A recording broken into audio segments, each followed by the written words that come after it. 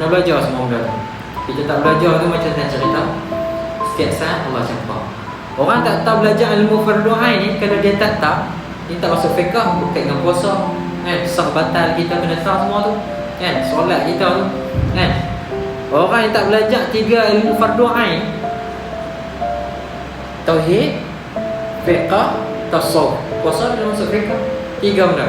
Tak belajar 3 benda ni, kan, hidup dia tu hidup dalam keadaan fasik, kata tu ulama, kata tu guru kata, dalam kitab pun kata, kan, hidup dia tu dalam keadaan fasik.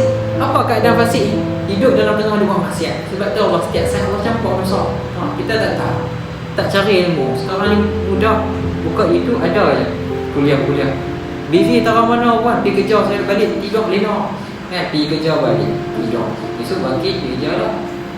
Tak boleh nak pergi kuliah, tak ada nak pergi surau ke masjid kan, tak ada.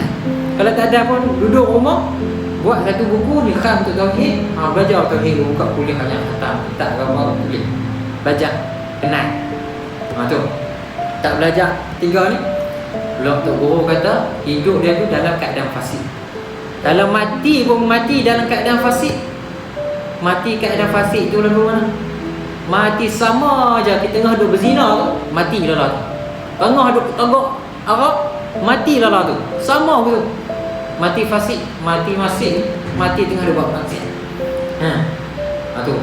Mati tengah duk curi. Macam tu. Kalau tak belajar 3 ilmu, ni antara perkara yang kita boleh tahu. Dah selit sikit situ.